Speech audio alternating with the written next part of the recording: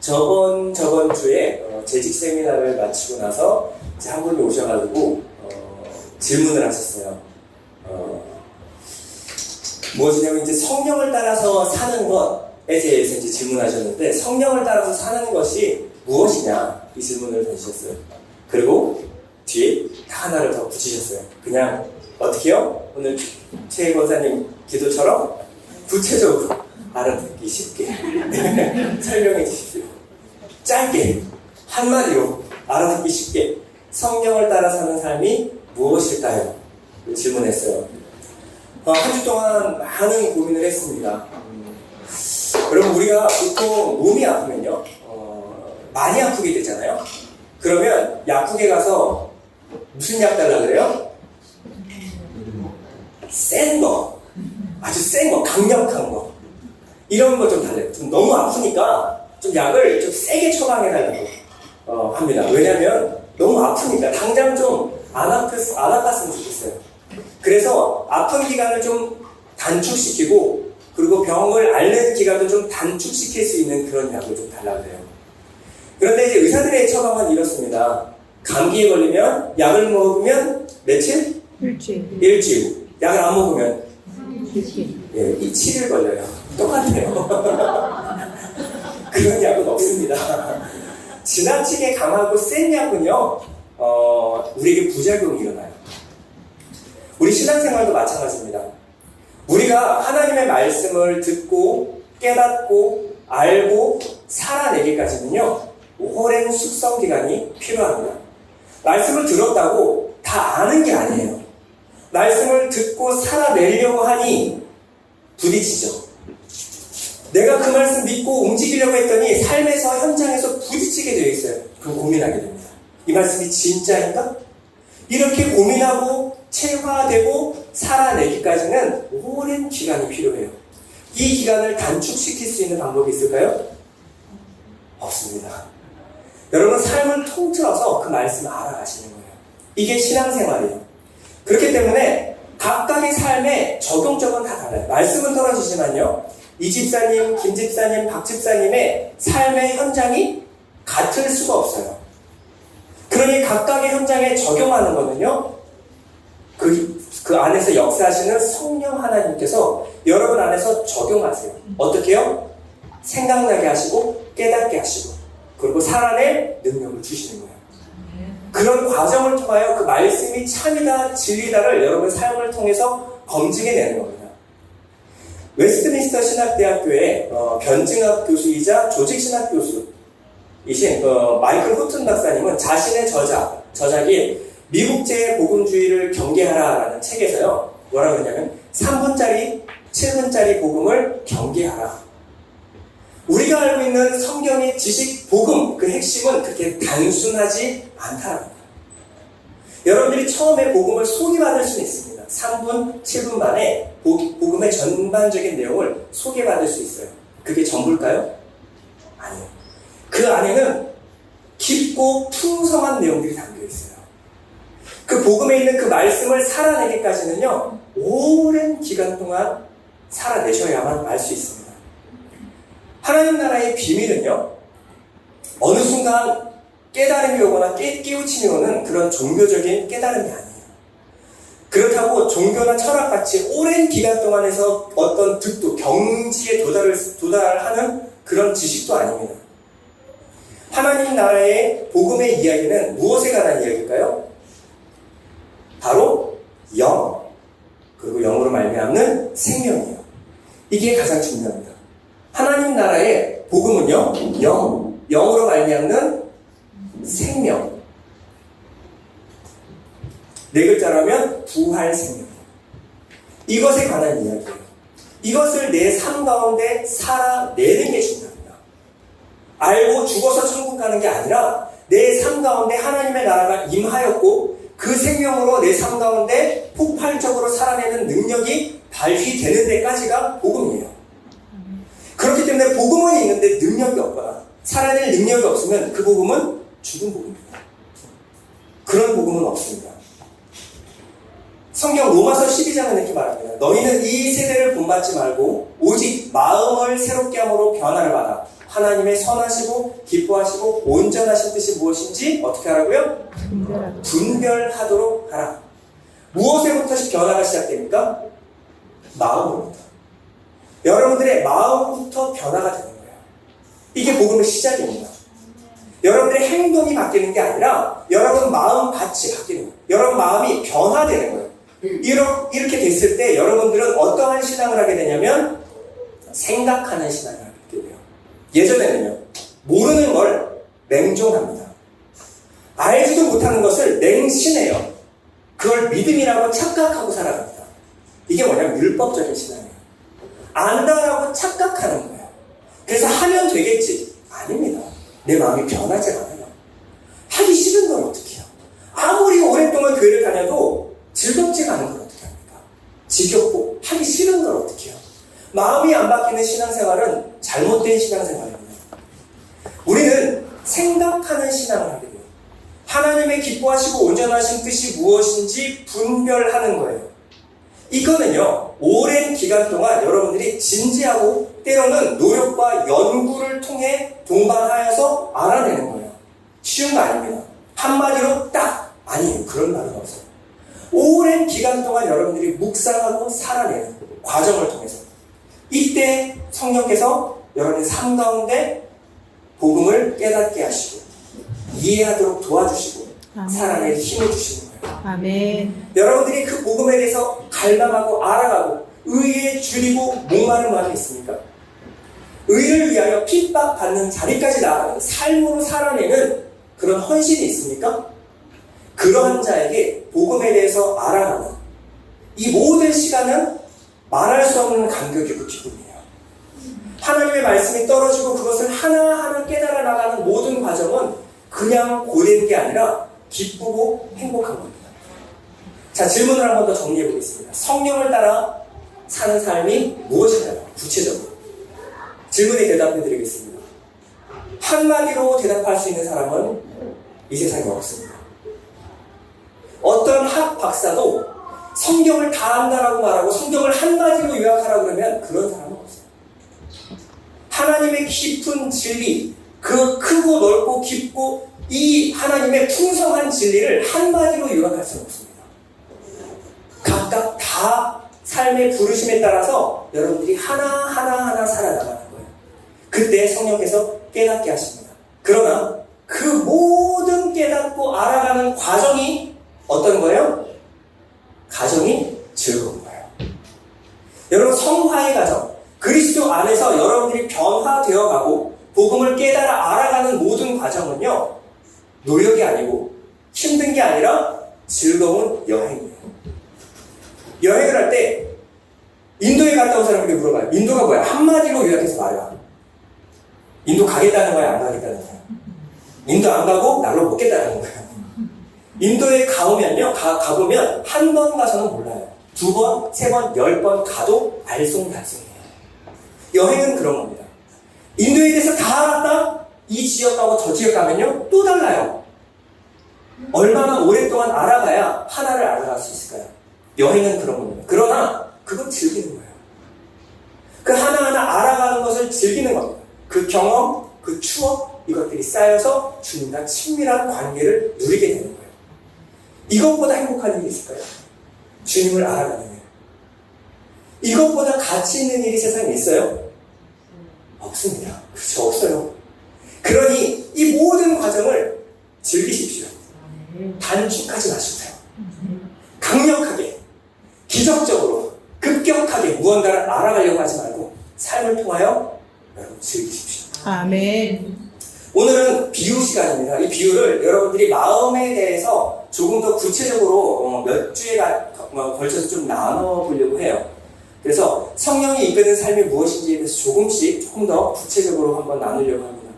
오늘이 제일 중요한데요. 오늘은 전체적인 그림을 보는 거예요.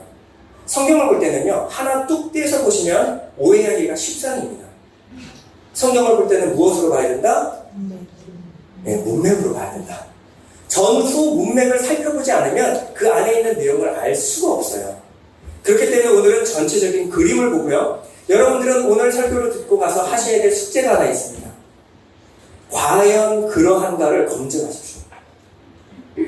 지금까지 여러분들이 들었던 그거 말고 과연 오늘 말씀이 진짜 그러한가 성경을 비추어서 한번 생각하고 오시면 돼요. 생각하는 신앙. 넓은 범위가 아니라 13절 요 앞뒤를 읽어오시고 과연 진짜 그 말이 그 말인가? 를 여러분들이 한번 묵상해 보시기 바래요. 여러분 오늘은 씨 뿌리는 자의 비유 첫 번째 씨 뿌리는 자의 비유인데요. 이 비유를 제일 먼저 하는 이유는 마태복음에 제일 먼저 나오기도 하지만 이 비유가 다른 모든 비유의 가장 베이직, 가장 기초, 가장 기본이에요. 이 비유를 이해 못하면요 앞으로 나오는 모든 비유를 다 이해할 수 없습니다.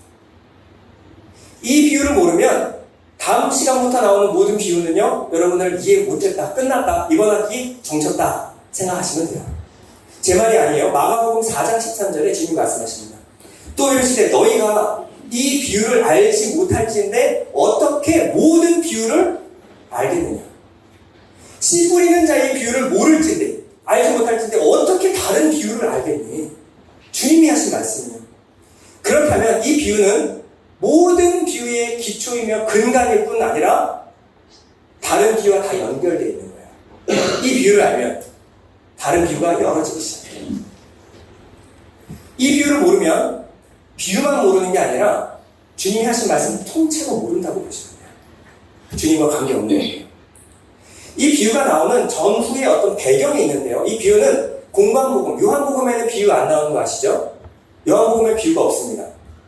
요한복음은 사인, 표적을 따라가고요. 공관복음은 마태복음, 마가복음, 누가복음은 이 비유를 공히 다 싣고 있어요. 그만큼 중요한 거예요. 이 비유에 오늘 13장 2절에 보면요. 큰 무리가 그에게로 모여들거늘 예수께서 배에 올라가 앉으시고 온 무리는 해변에 서 있더니 이게 상황적인 배경이에요. 자, 무엇이냐면 큰 무리가 예수님께 모여들었다. 그리고 주님이 비유로 말씀하시기 시작하셨어요. 자, 마태복음만이 아니라 마가복음 4장 1절 볼까요? 이 비유를 말씀하시기 바로 전에 4장 1절 예수께서 다시 바닷가에서 가르치시니 큰 무리가 모여들거늘 예수께서 바다에 떠있는 배에 올라앉으시고 온 무리는 바닷가 육지에 있더라. 자, 상황적 배경이고요. 큰 많은 무리가 예수님의 가르침을 들으러 모여들었어요. 그랬더니 주님이 비유로 말씀하시기 시작하셨어요. 누가복음 8장 가봅니다. 이 비유를 말씀하시기 전에 각 동네 사람들이 예수께로 나와 큰 무리를 이루니 예수께서 비유로 말씀하시네요. 자, 주님이 비유로 말씀하시는 배경이 뭐냐면 주님의 말씀, 소문을 듣고 주님의 행하신 기적을 듣고 예수님께 그 가르침을 배우려고 큰 무리, 허다한 무리들이 몰려오기 시작해요.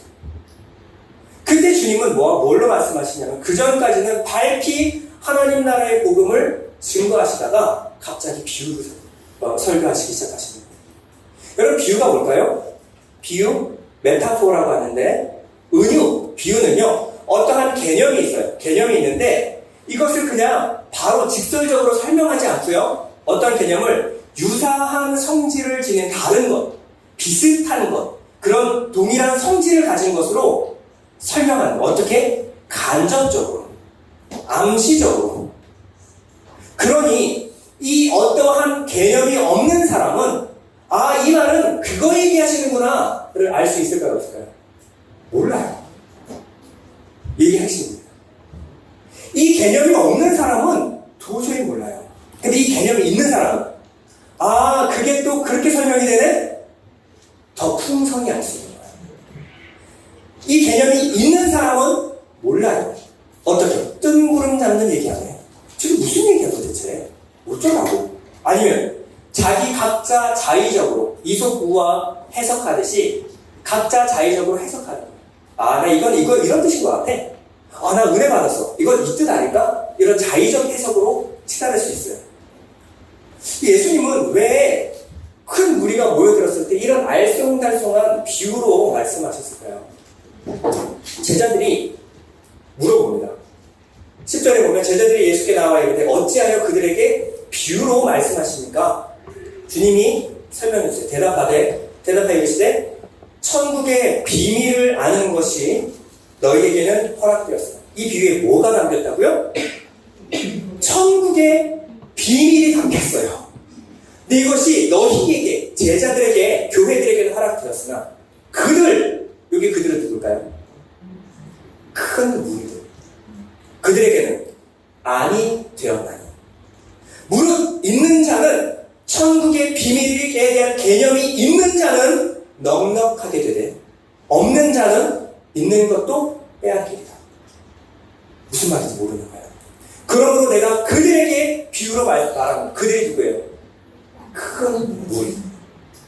그들이, 큰 무리가 보아도 보지 못하며 들어도 듣지 못하며 깨닫지 못함이니라. 그래서 비유로 말하는 거예요. 오늘 본문보다요 더 강력하게 마가복음은 이 비유를 설명하시는 이유를 설명하십니다. 마가복음 4장 11절인데요. 이르시되 하나님 나라의 비밀을 너희에게는 주었으나 외인에게는 모든 것을 비유로 하나니. 큰 무리도 아니고 주님이 뭐라고 하냐면 외인, 바깥. 이는 그들로 보기에는 보아도 보지 못하며 듣기는 들어도 깨닫지 못하게 하여 돌이켜 죄사함을 얻지 못하게 하려 함이라 하죠. 냉정하지 않습니까? 큰 무리가 모여들었어요. 주님이 하나님 나라의 비밀, 천국 비밀을 설교하시다가 돌려서 말해요. 왜? 그들은 못 알아듣고 천국의 비밀을 아는 자들은 더 풍성히 깨닫게 하려고. 그리고 오늘 본문 말씀 14절에 보면요, 이사야 6장의 말씀을 그대로 인용하시죠. 이사야 6장에 가보면요, 이런 말씀이 나옵니다. 주님이 누가 우리를 위하여 갈고 라고 했어요. 그럴 때 이사야가 손을 듭니다. 주님, 제가 여기 있습니다. 저를 보내십시오. 그랬더니 여호와 하나님이 말씀하십니다. 가라! 가서 어떻게 해요? 백성에게 이르기를 너희가 듣기는 들어도 깨닫지 못할 것이요 보기는 보아도 알지 못하리라. 그럼 가서 뭘 전해요? 전해봤자 못 알아들어요. 근데 가라는 거예요. 그래 가서 그들이 못 알아듣는 하나님 나라의 언어를 그냥 전하라는 거예요. 그들이 알아듣든 알아듣지 못하든. 10절에 보면요, 이 백성의 마음을 둔하게 하며 그들의 귀가 막히고 그들의 눈이 감기게 하라. 염려하거든. 하나님이 염려하세요. 무엇을? 그들이 눈으로 보고 귀로 듣고 마음으로 깨닫고 다시 돌아와 고침을 받을까 하나. 오해가 있죠. 그러면 못 알아듣는다면서요. 근데 알아듣고 고침을 받을까 염려하고 계세요. 이런 하나님 보셨어요? 못 알아듣는다면서요. 근데 혹시라도 알아들을까봐 염려하고 계세요. 무슨 염려일까요? 정확히 하면 이겁니다. 염려하는데 그들이 무슨 눈으로? 그들의 눈으로, 그들의 귀로 듣고 그들의 마음으로 깨달아서 이건 이거지. 그리고 그들의 방식대로 고침을 받을까 봐요. 하나님 말씀을 자기 방식대로 선악과 먹은 눈으로, 선악과 먹은 귀로 내가 주인 되어서 내 기준, 내 선과 악으로 그들의 마음으로 깨닫고 그들의 방식 뭐예요? 종교, 윤리, 도덕의 가르침으로 고침을 받을까? 열심을 낼까? 합니다. 그러니 너는 못 알아듣는 하나님 나라의 언어로 전하라는 거예요. 여러분, 여기에는 좀 설명이 필요합니다. 우리가 안다라고 하는 것은요, 여러분, 안다라고 하는 것은요, 정보가 있어요. 정보가 들어오면 바로 지식으로 여러분에게 쌓이지 않아요. 제가 아는 정보를 여러분에게 쏟아놓는다고 해서 그것을 다시 설명해보세요라고 하면 각각 다 다르게 말해요. 다 틀리게 이해한 거예요. 요 중간에 뭐가 있냐면요, 편집자가 있어요. 정보를 내가 아는 방식으로 편집해서 듣는 거예요. 이게 뭐냐면 나예요.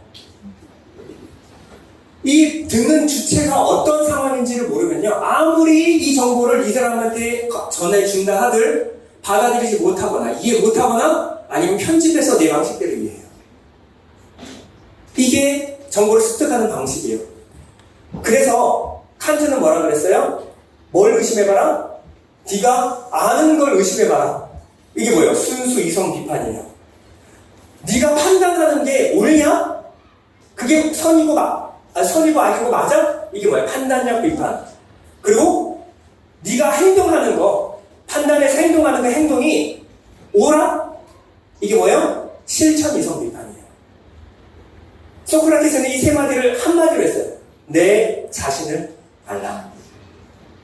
무언가를 안다라고 생각하기 전에 그것을 아는 이 주체에 대해서 알아야 돼.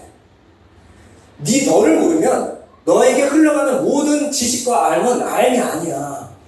안다라고 착각하는 거야. 그게 진리야? 진리를 전해줘도 진리로 받지 못하는 너이면 넌 그걸 받을 수가 없어. 그러니 모든 것을 알기 전에 무엇을? 가장 우선적으로 네 자신을 알아라. 여러분 쉬운 예로 한번 보여드릴게요. 여러분 대한민국은 어떤 나라입니까? 대한민국은 한국에서 태어나 한국에서 자라고 한국에서 살고 계신 여러분들, 대한민국은 어떤 나라입니까? 좋은 나라. 가끔가다 보는 프로그램 중에서 어서와 한국은 처음이지가 있어요. 외국인들이 한국에 들어와서 살아보는 거예요. 그러면요, 우리는 다 당연해요. 다 당연하게 살았던 것이 그들에게는 다 낯설고 다 이상하게 보여요. 여러분 중국 속담에는 물고기에게 물이 뭔지를 물어보지 말래요. 물 밖으로 나가보지 않은 물고기가 물을 어떻게 압니까? 여러분들이 여행을 가보면요, 그때 가서 한국을 알아요. 숟가락으로 밥 먹는 거 당연하죠. 인도 가면요, 하나도 안 당연해요. 휴지로 뒤처리하는 거 당연하죠. 인도 가면 하나도 안 당연해요. 여러분 그렇게 당연한 겁니까? 당연한 게 아니라 우리나라 특징이에요. 우리나라에만 살면요, 우리나라가 뭔지 몰라요. 그러나 밖을 여행해보면 우리나라가 뭔지를 알게 돼요. 내가 누구고 내가 어떻고 이것이 다 내 특색인 것을 알게 돼요. 그러나 이 안에만 살면 전혀 몰라요. 한 가지 더 예를 들어드리겠습니다. 동물들이 있어요. 개, 돼지, 원숭이, 소. 자, 이 수많은 군중들이 모여들었어요. 여러분에게 무엇을 하려고? 복음을 배우려고 모여들었어요. 자, 이들에게 오늘 진리를 가르쳐 보십시오. 진리가 뭐냐? 진리가 하나님의 속성, 그 사랑이 무엇인지 이 소 양반한테 좀 가르쳐 주세요. 들으러 왔어요. 알 수 있을까요? 이들이 인간의 언어를 이해할 수 있을까요? 전혀 몰라요. 이 동물 있잖아요. 앵무새하고 구간조. 사람 말 따라하잖아요. 그쵸? 그들이 그 말의 의미를 알아요, 몰라요? 몰라요. 소리만 따라하는 거예요. 말만, 소리만 흉내내는 거지 그 의미를 어떻게 합니까? 여러분, 우리는 이들에게 가르칠 수 없는 여러 가지 것들 중에서 사랑이 뭔지를 가르치면요, 이들이 사랑이 뭔지를 이해할까요? 그들은 번식에 의해서 사랑을 배웠겠죠. 하지만 그들이 아는 사랑과 우리가 아는 사랑은 틀려요. 진리에 관해서는요, 하나님 말씀 안에 있는 진리에 관해서는 아무리 말해도 못 알아들어요. 구약에 있는 백성들에게 하나님 말씀하셨습니다. 못 알아들어요. 왜요? 그들은 무엇을 알아듣냐면 하라, 하지 말라는 명령으로만 알아들어요. 율법을 다 명령으로 알아들어요. 왜요? 강아지는요, 가만히 있어, 기다려, 앉아, 손, 다 알아듣죠? 왜? 통조림 까주니까 오늘. 누워요. 왜? 무서우니까. 안 하면 혼나니까. 알아듣는 겁니까? 그 강아지하고 나하고 누릴 수 있는 관계는요, 주종 관계밖에 없어요. 그냥 주인님, 앉으라면 앉겠습니다. 먹이만 잘 주세요. 주님이 오셔서 뭐라 그럽니까? 무엇을 먹을까? 입을까? 염려하지 마라. 그것은 이방인들이 하는 거야. 하나님을 모르는 이방인들이 하는 거야. 그들은 늘 두려운 게 있어요. 먹을 거, 입을 거. 신이 그것을 내려주지 않으면 어떻게 하나 두려워요. 그 두려운 마음에 열심히 신을 섬깁니다. 관계를 누리는 거예요? 순종하는 겁니까? 아니에요. 전혀 모르는 거예요. 제가 잘 그리는 그림 있죠? 돼지가 있어요. 돼지가 무엇인가 사랑에 대해서 즐거운 상상을 합니다. 그리고 사람이 있어요. 사람이 누군가 사랑하는 연인을 생각합니다. 사랑이죠. 같은 걸까요? 전혀 다르죠. 하나님이 우리를 사랑하셨어요. 이 사랑이 인간의 사랑과 같을까요? 전혀 달라요. 여러분, 이거를 아시면 많이 오신 겁니다. 전혀 달라요. 하나님이 율법 안에서 무엇을 심어놓냐면, 하나님은 율법을 하나님의 성품을 심어놓으셨어요. 율법은 법이 아니라 하나님의 성품이에요. 하나님의 성품은 뭐예요? 사랑이에요. 그래서 율법을 딱 두 개로 요약하면 하나님 사랑, 이웃 사랑 합치면 사랑이에요.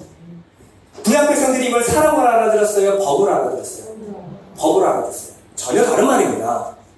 그들은 하나님의 사랑을 전혀 이해하지 못해요. 인간과 돼지의 간극과보다 훨씬 먼 겁니다. 이거는 훨씬 먼 거예요.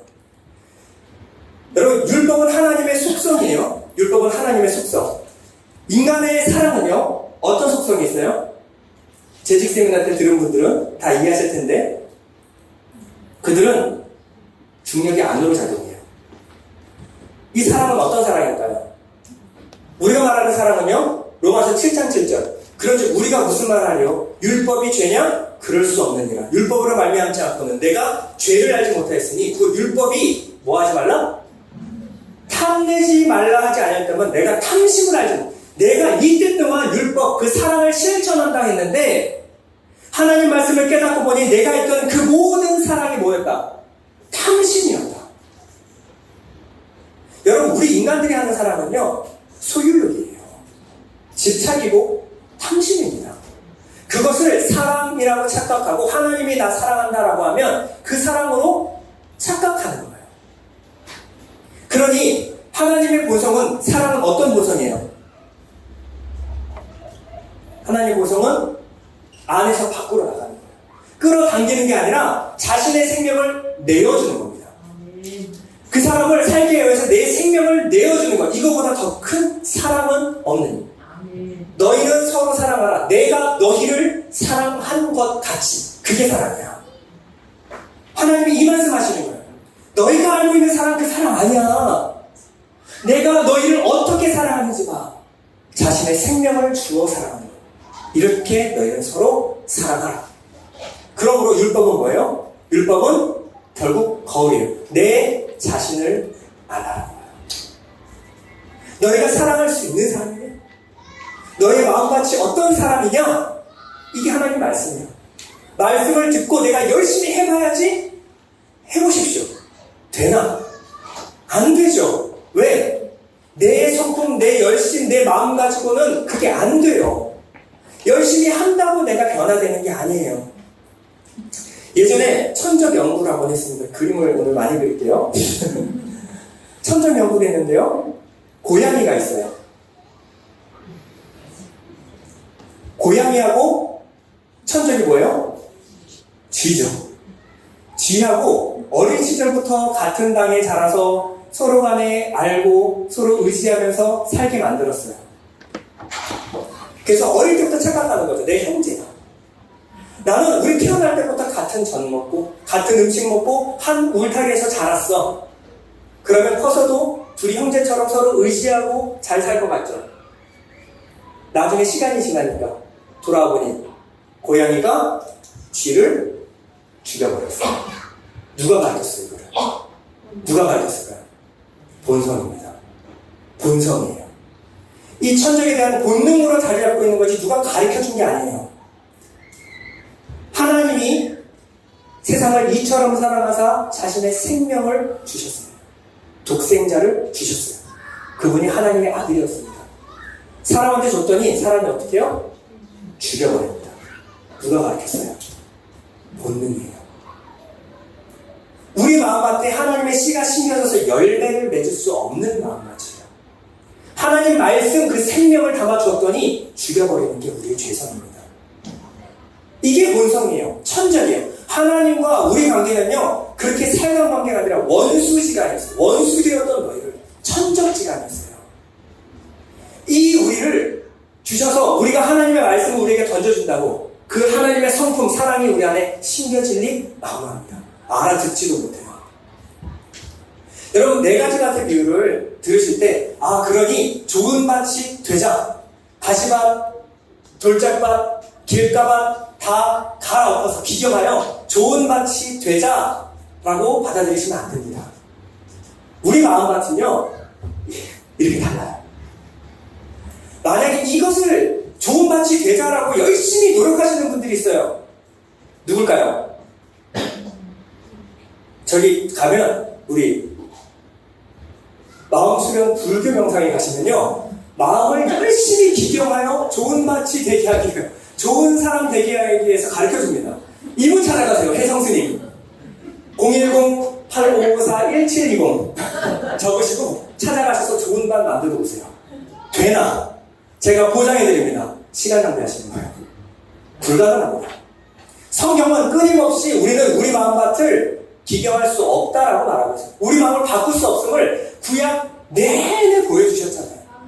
안 변해요. 로마서 2장 14절 이렇게 말합니다. 율법 없는 이방인이 본성으로 율법의 일을 행할 때에는 이 사람은 율법이 없어도 자기가 자기에게 율법이 되나니 본성으로 이런 이들은 그 양심이 증거가 되어 그 생각들이 서로 혹은 고발하며 혹은 변명하여 그 마음에 새긴 율법의 행위를 나타내느니라. 종교예요, 종교. 하나님 말씀을 종교로 들어요. 종교는 신을 두려워해서 신을 통하여 내 원하는 걸 얻어내는 것. 이게 율법이고 종교입니다.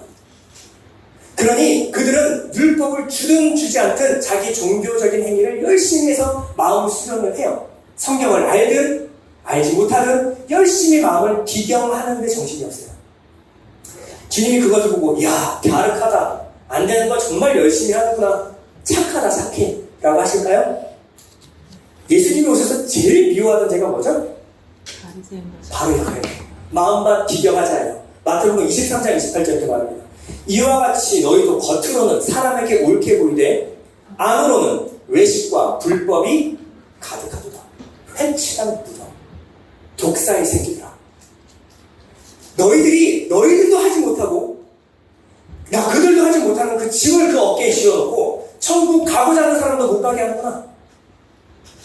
너희가 엉뚱한 법으로 이 군중들을 이끌어 나가는구나. 여러분, 하나님 말씀을 올바로 깨달으면 내 마음밭을 기경하여 좋은 사람 되자가 아니라 로마서 7장 바리새인 중에 바리새인이었습니다. 이가 이렇게 말합니다. 7장 9절 전에 율법을 깨닫지 못했을 때는 내가 살았다. 바울이 뭐라 그래요? 내가 율법으로는 가말리아의 후예요. 그리고 율법으로는 내가 흠이 없는 자라. 율법을 한 번도 어긴 적이 없다. 내가 율법을 깨닫지 못했을 때는 내가 살았다. 계명이 이름에 내 마음밖에 진짜 떨어지니까 어떻게 됐어요? 죄만 살아나고 나는 죽었다. 내가 율법을 지킬 수 없는 사람이고 율법을 하나도 깨닫지 못하는 사람이었구나. 이것을 깨닫는 거예요. 여러분, 우리 마음밭이 어떤지 로마서 3장으로 가보겠습니다. 기록된 바 의인은 없나니 하나도 없으며 깨닫는 자도 없고 하나님을 찾는 자도 없고 다 치우쳐 함께 무익하게 되고 선을 행하는 자는 없나니 하나도 없다. 하나도 없다. 그들의 목구멍은 열린 무덤이요 그 혀로는 속임을 일삼으며 그 입술에는 독사의 독이 있고 그 입에는 저주와 악독이 가득하고 그 말은 피 흘리는데 빠른지라. 뭐야? 내가 살기 위해서 남의 목에 이빨을 꼽는 행위는 아무렇지 않아요. 파멸과 고생이 그 길에 있어 평강의 길을 알지 못하였고 그들의 눈앞에 하나님을 두려움이 없느니라 함과 같으니라. 이게 뭐예요? 길가밭, 돌밭, 가시떨 가시. 이 밭에 하나님 말씀 떨어지면 열매를 맺을까요? 안 맺을까요? 안 맺죠. 안 맺죠. 절대 열매 맺을 수 없는 밭이에요. 그럼 어떻게 합니까? 그래서 하나님이 새 언약으로 우리에게 약속을 하나 주신 게 있어요. 에스겔서 36장이죠. 25절 맑은 물을 너희에게 뿌려서 누가요? 여호와 하나님이 너희로 정결하게 하되 누가요? 여호와 하나님. 너희 모든 더러운 곳에서와 모든 우상 숭배에서 너희를 정결하게 할 것이며 누가요? 여호와 하나님이. 내 또 새 영을 너희 속에 두고 새 마음을 너희에게 주되 누가요? 하나님이. 너희 육신에서 굳은 마음을 제거하고 부드러운 마음을 줄 것이며 누가요? 하나님이. 또 내 영을 너희 속에 두어 너희로 내 율례를 행하게 하리니 누가요? 율례는 내가 하는 거 아니에요? 하나님이 행하게 하리니 너희가 내 규례를 지켜 행할지라. 여기서 인간의 열심이 단 1%라도 아니 0.1%라도 기여가 됩니까 안 됩니까? 안 돼요. 우리 노력으로 하는 게 아니라 주님이 새 마음과 새 부드러운 마음을 주신대요. 이게 뭐예요? 좋은 밭이에요. 가시밭, 돌짝밭, 길가밭이 변하여 좋은 밭이 되는 게 아니라 우리에게 하나님이 새 마음과 새 영을 주신대요. 좋은 맛을 주시겠대요. 그 씨는 거기서만 열매내는 겁니다. 주님이 하나님이 이렇게 말씀하셨어요. 그래서 마가복음 4장 13절 다시 갑니다. 이르시되 너희가 이 비유를 알지 못할진대 어떻게 모든 비유를 알겠느냐? 왜? 지금까지 들은 말로 바로는 너희가 하나님이 주시는 새 영과 새 마음에 대해서 모르는데 좋은 밭에 대해서 모르는데 어떻게 앞으로 내가 설명할 그 영과 생명에 관한 얘기를 어떻게 이해하겠느냐? 하나님의 말씀은요, 말씀은 우리 밭에 떨어진다고 열매 안 맺어요. 하나님의 말씀은 어디하고 같이 역사해야 되냐면 하나님의 영과 함께 줘야 돼요. 이때 이 말씀은 살았고 운동력이 있어 저의 날선 검보다 예리하여 우리의 모든 골수를 찔러 쪼개기까지 하고 우리의 마음의 생각과 뜻을 판단하기 시작하십니다. 그전엔 말씀은 아무리 들어도 깨달음도 없고 마음의 변화도 없어요. 근데 우리에게 하나님의 성령을 주셨더니 그랬더니 이 말씀이 살았고 운동력이 있어지는 거예요. 그랬더니 어떻게 돼요? 율례를 행하게 하리니. 이것이 뭐냐면 하나님 나라의 원리예요. 어떻게 하나님 나라의 말씀이 떨어졌을 때 우리가 순종케 되느냐? 우리에게 하나님 말씀을 들을 때 겸손과 온유함으로 받으라. 들어보셨죠? 이게 뭐예요? 우리 마음이 아니에요. 겸손과 온유는 예수 그리스도의 마음이고 성령님의 속성입니다. 그것으로 받으라는 거예요. 그럴 때 이것이 행함으로 열매를 맺어진다라는 거예요. 이게 하나님 나라의 원리예요. 말씀과 영에 대한 개념도 모르고 어떻게 하나님 나라를 이해하겠느냐. 예를 들어 수가 무엇인지 하나 둘 셋 넷 다섯 여섯 수를 모르는 사람에게 어떻게 연산을 덧셈 뺄셈 곱셈 나눗셈을 가르치겠느냐. 기본적인 수에 대한 개념, 기본적인 영에 대한 개념이 없는데 어떻게 하나님 나라를 이해하겠느냐. 고린도전서 2장 14절입니다. 육에 속한 사람은 하나님의 성령의 일들을 받지 아니하나니 이는 그것들이 그에게는 어리석게 보이며 또 그는 그것들을 알 수도 없나니 그러한 일은 무엇으로? 영적으로 분별되기 때문이라. 이 영을 받지 못한 사람, 성령이 없는 사람은 하나님 말씀을 무엇으로 들어요? 윤리, 도덕, 종교로 듣습니다. 신앙생활 아무리 오래 해도요, 하나님 말씀을 무엇으로 들어요? 윤리, 도덕, 종교로 들어요. 그들은 그렇게 오해할 수밖에 없습니다. 가장 기초 중에 기초로 한번 돌아가 볼게요. 하나님이 세상을 만물을 창조하셨습니다. 하늘에 나는 새와 바다에 나는 물고기를 창조하셨어요. 그들은 날아다니고 물속에 헤엄치고 다니고 땅에 기는 것들, 달리는 것들은 달리건데 하나님은 거기에 대한 합당한 복을 주셨어요. 그러라고 만들었으니까. 근데 사람은요, 열심히 잘 먹고 잘 살다 죽어서 내게로 오너라 라고 주님이 만드셨을까요? 아니에요. 창세기 1장 16절에 보면 우리의 형상을 따라 우리의 모양대로 우리가 사람을 만들고 그들로 바다의 물고기, 하늘의 새와 가축과 온 땅에 기는 모든 것을 어떻게 하자? 다스리게 하자. 하나님이 계세요. 세상이 있어요.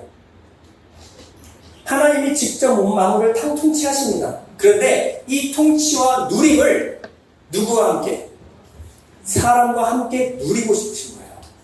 우리의 형상을 따라 우리의 모양대로 그들이 하나님을 이해할 수 있도록 누릴 수 있도록 만들자라는 거예요. 그렇게 해서 그들에게는 짐승에게 없는 한 가지를 주셨어요. 창세기 2장 7절. 여호와 하나님이 땅의 흙으로 무엇으로? 흙으로 사람을 지으시고 생기를 그 코에 불어 넣으시니 어떻게 됐어요? 사람이 생명이죠. 자, 우리 밭을 비유하고 있습니다. 사람을 무엇을 만들었어요? 흙으로. 거기다가 무엇을 불어 넣으시니? 생기를 불어 넣으시니 어떻게 됐어요? 생명, become living being. 그때서야 살아있는 사람이 되었다. 살아있는 존재. 여러분, 이것을 구약시대에 모세의 가르침도 깨닫지 못하는 그들에게 에스겔에서 다시 한번 설명해 주십니다. 에스겔 37장 4절. 또 내게 이르시되 너는 이 모든 뼈에게 대하여 이르기를 너희 마른 뼈들아 여호와의 말씀을 들을지어다. 들어요? 못 들어요?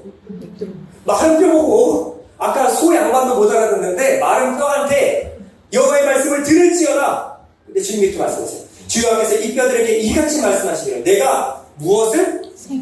생기를 너희에게 들어가게 하리니 어떻게? 너희가 살아 become living being. 너희가 살아있는 존재가 되리라. 에스겔이 이 말씀을 받고 갔어요. 7절. 이에 내가 명령을 따라 대언하니 대언할 때 소리가 나고 움직이면 이 뼈 저 뼈가 들어맞아 뼈들이 서로 연결되더라. 또 내가 또 보니 그 뼈에 힘줄이 생기고 살이 오르며 그 위에 가죽이 덮이나 사람의 모양 다 갖췄어요. 그러나 그 속에 무엇은 없더라? 생기는 없더라. 9절을 갑니다. 또 내게 이르시되 인자야 너는 생기를 향하여 대언하라. 생기에게 대언하여 이르기를 주여께서 이같이 말씀하시기를 생기야 사방으로부터 와서 이 죽음을 당한 자에게 다 살아서 움직여 이들에게 불어서 살아나게 하라 하셨다. 이에 내가 그 명령대로 대언하였더니 생기가 그들에게 들어가매 그들이 어떻게 됐어요? 살아나서 일어나 서는데 무엇이 됐어요? 극히 큰 군대더라. 군대는 뭐 하는 겁니까? 자기를 위해 사는 사람이 단 한 사람도 없어요.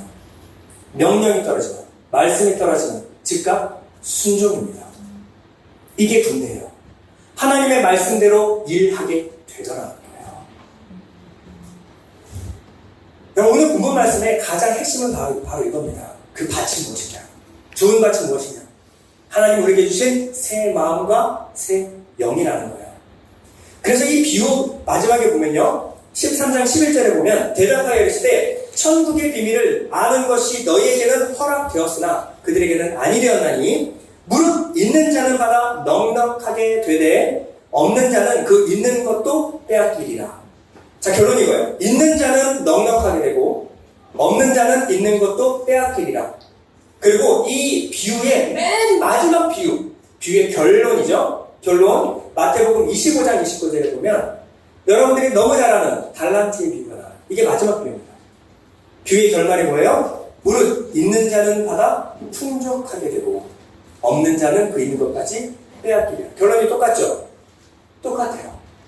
이 얘기입니다. 비유의 모든 시작과 끝은 다 이 얘기예요. 무엇이 있는 자는 생기, 영, 하나님의 주신 새 마음과 새 영이 있는 자는 풍족하게 되고 없는 자는 있는 것도 빼앗기리라. 여기 달란트 비유에서요 장사했다고 나오죠.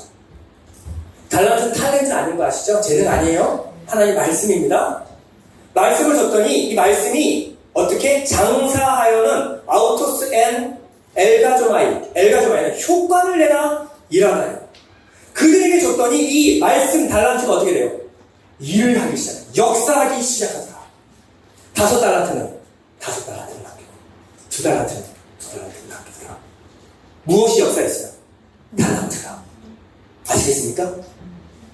그들이 아니에요. 똑같아요. 2달란트가 2달란트 남기고 5달란트가 5달란트 남긴 거예요. 1달란트는 묻어뒀죠. 이해하지도 못해요. 깨닫지도 못해요. 주인의 속성을 이해하지 못해요. 효과를 내다 일하다라는 거예요. 무릇 있는 자는 받아 풍족하게 되고 없는 자는 있는 것도 빼앗기리라. 그럼 본문 19절에 보면요. 군중들이 이렇게 합니다. 아무나 천국 말씀을 듣고 깨닫지 못할 때에는 이게 뭐예요? 길가 마치예요. 20절. 돌밭에 뿌려졌다는 것은 말씀을 듣고 즉시 기쁨으로 받대. 들었어요. 길가도 들었습니다. 돌밭도 들었어요. 22절. 가시떨기에 뿌려졌다는 것은 말씀을 들으나 들었어요. 그러나 23절. 좋은 땅에 뿌려졌다는 것은 말씀을 듣고 어떻게 해요? 깨닫는 자니. 19절 가보세요. 천국 말씀을 듣고 깨닫지 못할 때에는 23절 보세요. 말씀을 듣고 깨닫는 자니. 좋은 밭이 뭐라고요? 윤리, 도덕, 종교적으로 열심히 사는 사람 아닙니다. 하나님 말씀 듣고 깨닫는 사람이에요. 이게 핵심입니다. 결국 하나님 말씀을 듣고 깨닫는, 그리고 그것이 효과를 내고 일하게 하시는 것이 무엇입니까? 성령 하나님이에요. 여러분들이 김 집사님, 이 집사님, 박 집사님의 상황에서, 여러분들의 삶의 터전에서 그 말씀이 적용되고 일하고 효과를 내는 분이 누구예요? 성령 하나님. 그분이 없으면 이 말씀이 일할 수 없는 겁니다. 여러분이 새 영, 새 마음을 받았는가를 돌아보셔야 돼요. 오늘 본문 16절 보면요. 그러나 너희 눈은 봄으로 너희 귀는 들음으로 복이 있도다. 여러분 이 비유 바로 전에 13장 전에 12장에 있죠? 12장 46절에 무슨 얘기가 나와요? 재직생들한테 했던 누가 내 어머니고 누가 내 고리냐. 혈연도 아니고 육정도 아니에요.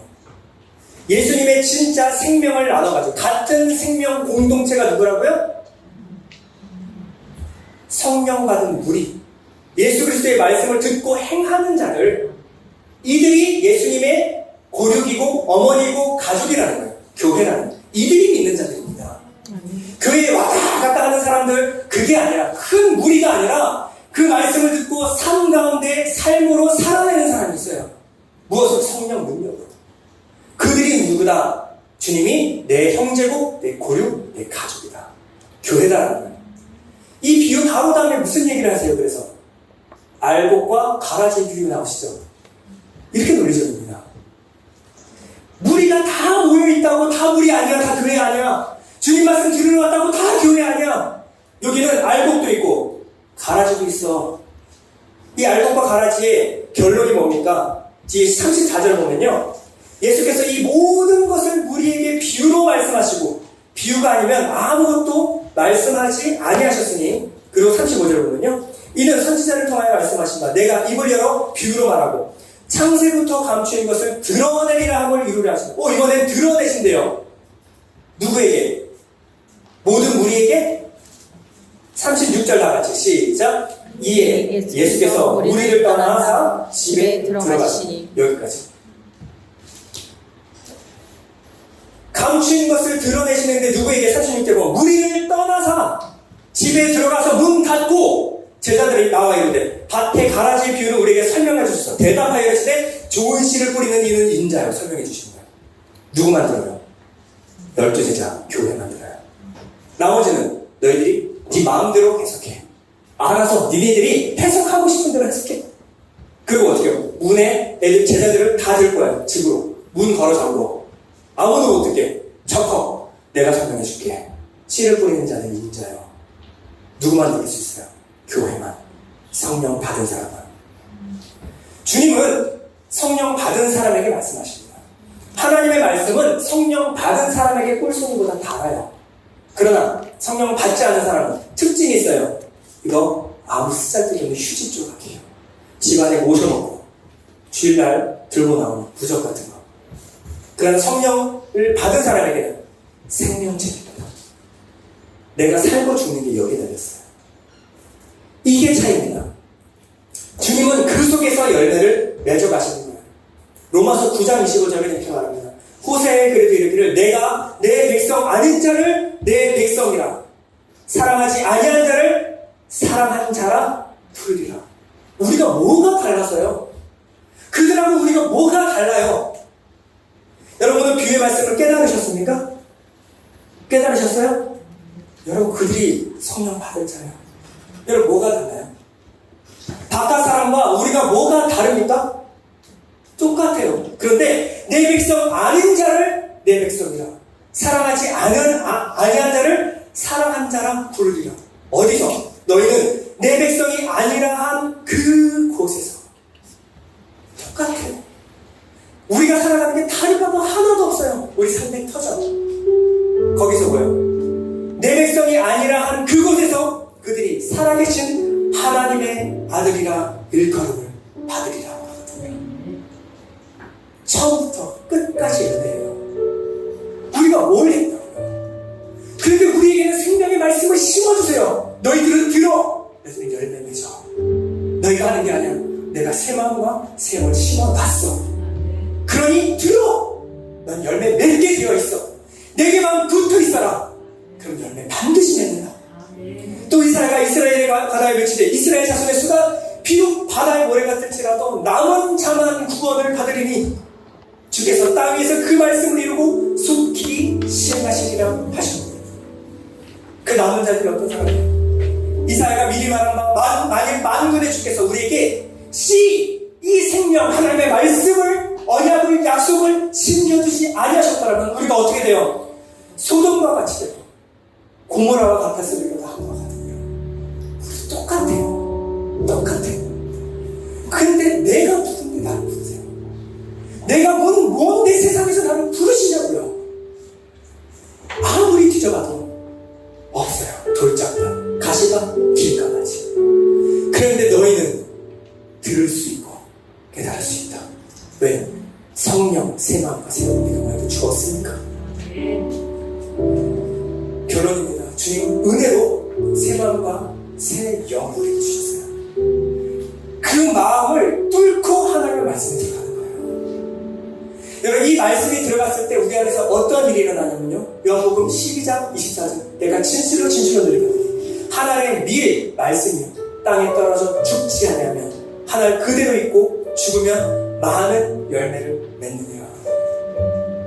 내 안에 오셔서 나와 함께 하시고 나를 위하여 죽으셨어요. 내 안에서 열매를 맺게 하시기 위하여 내 안에서 죽은 겁니다. 이 마음밭의 신진자의 특징이 뭔지 아십니까? 자기 생명을 사랑하는 자는 잃어버릴 것이요, 이 세상에서 자기 생명을 미워하는 자는 영생하도록 보존하리라. 무슨 말이에요?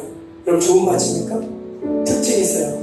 여러분들의 양분을 그 씨에게 양도하는 것입니다. 내어드리는 거예요. 여러분들의 생명, 삶의 시간들, 여러분들의 물질, 여러분들의 건강, 여러분의 주어진 모든 것, 그것을 무엇을 위하여? 말씀을 위하여 내어드리는 거예요. 아멘. 여러분, 씨가요 대단히 좋은 거 먹고 자라는 거 아니에요. 하나님 만드신 원리는 이렇습니다. 이 안에는 소중한, 세상과도 바꿀 수 없는, 과학자들도 해석해낼 수 없는 생명이 담겨있어요. 이 씨 안에. 근데 씨가 뭘 먹냐면 비료, 똥, 오줌 먹어요.